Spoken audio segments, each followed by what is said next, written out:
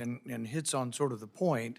And I think if you were to issue a statement saying that final orders will be obeyed by the every county and every municipality and every police department, that final orders would be obeyed, including a final order that we now have a final order, and the guy that lives at this address, you'll send the Minneapolis police with the ICE agents to that house. Would you issue that order? That's already the law. Well, I think nobody's cooperating and nobody believes there's an amount of cooperation. So I think issuing that order or issuing one, issue a public statement. Would you issue a public statement that reiterates the law that with final orders you do? And then it brings up the other problem. Maybe we need more final orders, and maybe ICE needs to be told to go to court and get final orders, and then that you will comply with that. But I think they need to be told from you that you will actually comply if that is the distinction, that you don't like detainers because they're not a final court order and that you will obey final court orders. I think the people of America and the people of Minneapolis would do better, Minnesota, to hear from you that you will obey final orders. And then we have to figure out how come we don't have enough final orders and how come we haven't adjudicated these things. And then we're isolating in on the problem. Senator, I have and will state Minnesota law clearly as many times as I need to, but I just want to be clear, that's not why we're here. We're here because of other political considerations, not because of something Minnesota is doing wrong. I think that's sidestepping the issue. Senator Kim? Thank you, Chairman. Thank you to the three of you for coming out. Attorney General, I wanted to start with you.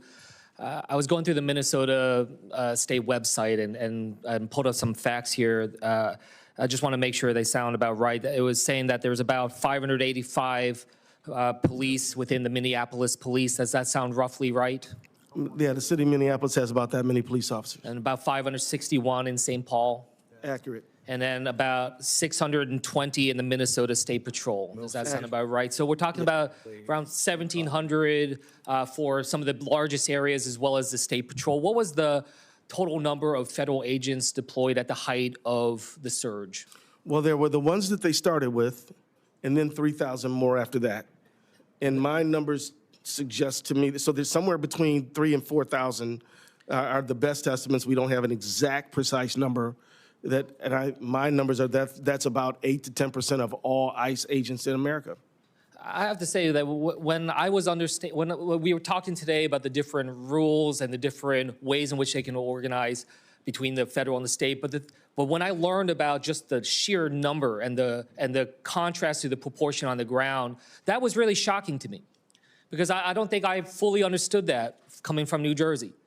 So, Attorney General, I just kind of wanted to ask you, how did it feel on the ground when you have that much of presence at the federal level of these officers beyond what you were saying, 2 to 3 times the total number of state and local officers?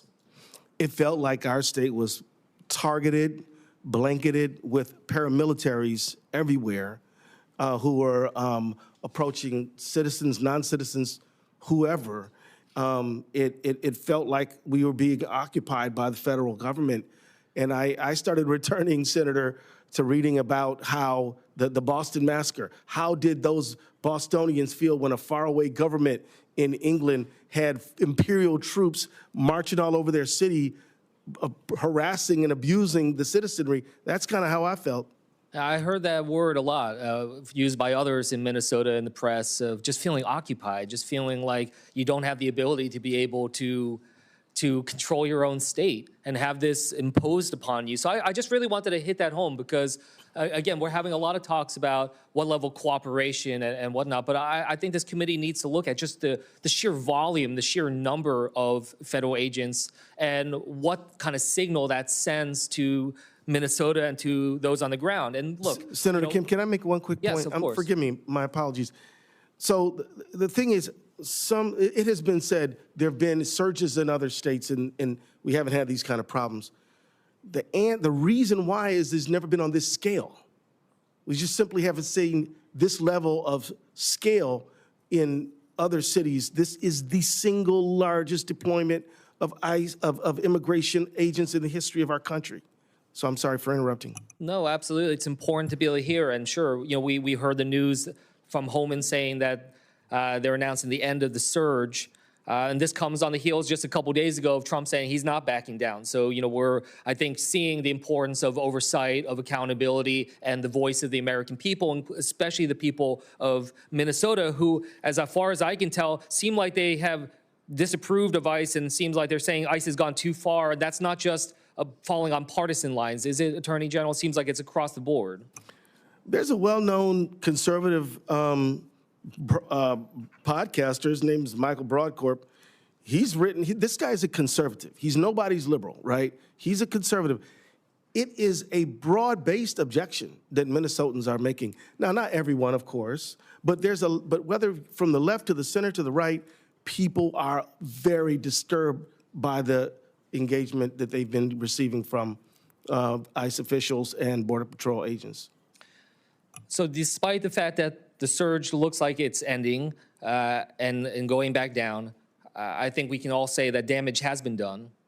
There is also no admission of wrongdoing or wrongdoing of tactics by this administration, and it bodes questions about what comes next, not just for Minnesota, but where else are these agents going to go next? I think also part of this gets to what does it take to heal? What is it going to take to help the people of Minnesota heal? And Attorney General, you talked about just the lack of an independent investigation here. Is that something that would be important for the people of Minnesota to know, that there is a true independent investigation that involves state and local participation? Yes, Senator. I know that there's a diversity of views on this esteemed committee, but I would hope that all would agree that we need transparency in terms of the activities of ICE, transparency in terms of the conditions of detention facilities, access to those facilities, a full, fair, and joint investigation into the deaths of Good and Preddy, and into the masking. Nobody in this committee has police officers who run around wearing masks.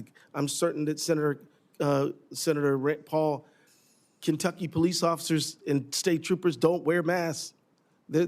We cannot impose on people what we would not accept for ourselves and then call ourselves fair.